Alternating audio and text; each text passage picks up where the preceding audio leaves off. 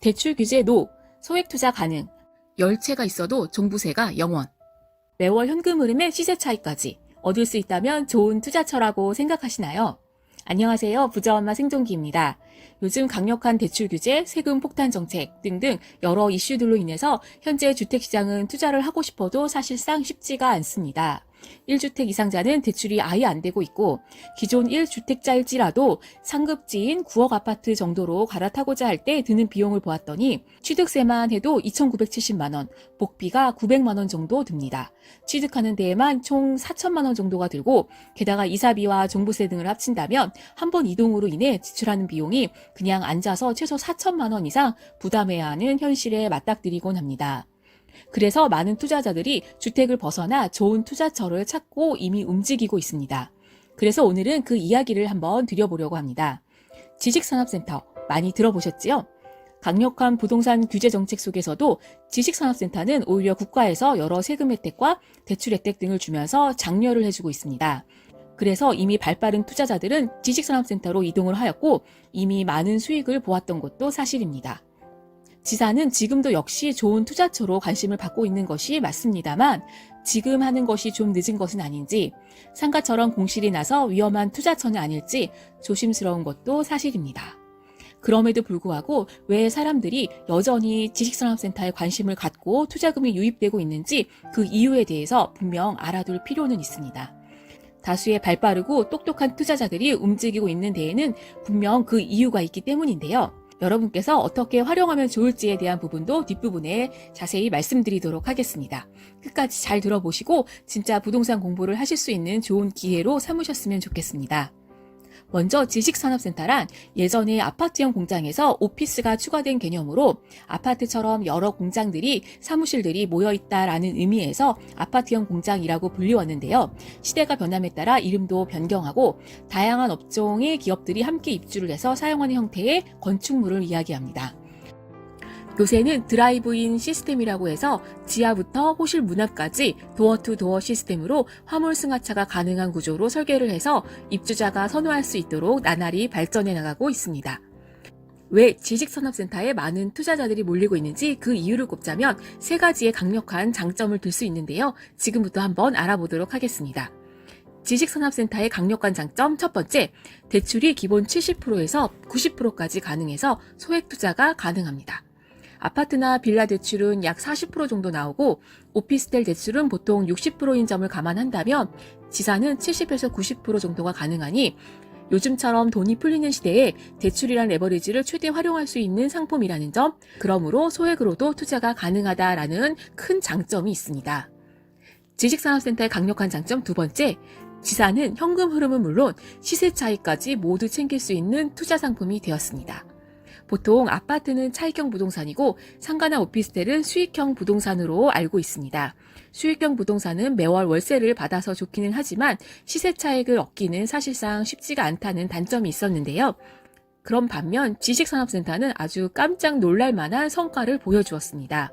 서울권 주요 지역의 지식산업센터인 마곡이나 영등포, 성수동, 문정동 이런 지역의 경우에 분양가 대비 2배 이상의 시세가 상승하였다는 점을 아마 여러분께서도 소문 듣고 알고 계실 겁니다. 월세 흐름과 동시에 차익까지 내준다니 그 학습 효과로 인해서 여전히 발빠른 투자자들의 자본이 지속적으로 유입되고 있는 것입니다. 지식산업센터의 강력한 장점 세 번째, 이 세 번째 장점이 더 막강합니다. 지사는 주택수에 포함이 되지 않고 종부세 대상도 아닙니다. 부동산의 거의 모든 종목은 종부세 합산이 되는데요. 유일하게 지식산업센터만이 몇 개를 가지고 있든 얼마를 가지고 있든 상관없이 종부세 합산에서 배제된다는 아주 큰 장점이 있습니다. 그리고 DSR, DTI 적용 또한 받지 않습니다. 이 말은즉슨 주거용 부동산의 대출이 얼마가 있든지 간에 전혀 상관없이 대출이 나온다라는 뜻입니다. 그리고 전매 또한 가능하다라는 장점이 있는데요. 전매가 가능하다는 이야기는 분양권 상태에서 등기를 하기 전에 중간에 언제든지 프리미엄만 받고 넘길 수 있다라는 뜻이기도 합니다. 그렇다면 여기서 지사는 일시적인 트렌드로 각광을 받은 게 아닐지 혹시 걱정이 되기도 하시지요? 저도 그 부분이 우려가 되어 책도 읽어보고 관련 자료도 찾아보았는데요. 지사는 실사용자에 대한 많은 혜택이 있습니다. 먼저 대출이 많이 나오고 취득세 감면 등 세금 혜택이 많습니다. 그리고 관리비가 저렴한 편이고 대규모 집합 건물로 편의시설이 굉장히 잘 갖추어져 있는 등 여러 이점 때문에 실사용자가 안 좋아할 이유가 사실 없습니다.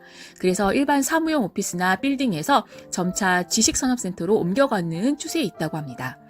그래서 한때 유행을 타고 없어질 일시적인 트렌드가 아니라 일반 사무용 오피스의 수요까지 흡수할 수 있는 유망한 상품이 될 수 있을 거란 전망이 우세했고 저도 그 부분에 대해서는 동감하는 부분입니다. 투자의 기본은 내 자본을 최소화하고 수익을 극대화하는 것인데 지식산업센터는 현금 흐름, 시세 차익, 소액 투자금, 일석삼조의 장점이 있었습니다. 물론 잘만 고른다면 말입니다. 지금까지는 지식산업센터의 전반적인 특징에 대해서 말씀드렸고요. 지금부터는 향동 GL 메트로시티 지식산업센터는 과연 어떨지 한번 알아보도록 하겠습니다. 가장 먼저 서울 최인접지로 서울 진입이 5분 내로 가능한 위치로 지리적 이점이 있습니다. 북쪽으로는 고양시 원흥지구가 있고요. 동쪽으로는 은평구, 서쪽으로는 3기 신도시인 창릉 신도시가 예정되어 있습니다. 남쪽으로는 마포구와 맞닿아 있어서 행정구역상 고양시에 속해 있지만 실제 위치는 서울과 매우 가까워서 전화번호 국번도 02를 사용하는 준서울에 해당하는 지역입니다. 바로 옆에 수색이나 상암과 서울 접근성이 뛰어나지만 훨씬 저렴한 분양가로 많은 관심을 받았던 지역이기도 합니다. 또한 교통 호재가 많이 있습니다. 고양선이 향동지구역에 예정되어 있고 GTX 노선인 대곡역과 연신내역과도 매우 인접해 있습니다. 또한 사방팔방 인접지에 모두 개발 계획이 있어 향후 발전 가능성이 매우 높은 지역입니다. 강북의 코엑스라 불리는 수색 역세권 개발 사업이 바로 옆에서 진행 중이고 500여 개의 기업과 4만여 명의 종사자가 있는 상암 DMC와도 매우 가깝습니다.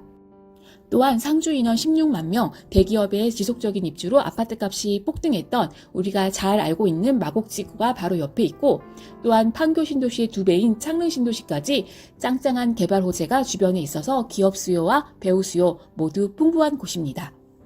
그리고 드라이브인 시스템으로 지하 3층부터 12층까지 2.5톤의 차량 진입이 가능하다는 점이 실수요자층에게 꽤 매력적으로 다가가고 있습니다. 서울에는 드라이브인 시스템을 갖춘 지산의 비율이 2%가 채 되지 않아서 수요 대비 공급이 턱없이 부족한 편이고 수도권일지라도 드라이브인 시스템을 갖춘 호실은 조기에 완판될 정도로 매우 인기가 높은 편입니다. 향동 GL 메트로시티 지사는 거의 전층을 드라이브인 시스템으로 설계를 하였고 대형 건설사인 하나건설에서 서울역의 약 2배 정도의 크기로 초대형 드라이브인 시스템으로 시공을 한다는 점도 아주 큰 장점입니다. 결론을 내리자면 지식산업센터는 분명 좋은 투자처임은 틀림없습니다만 무엇보다 잘 선택해야 하는 문제가 남아 있습니다. 어떤 지식산업센터를 골라야 두고두고 효자 노릇을 할지 제 의견도 함께 정리를 해서 한번 말씀을 드려보겠습니다.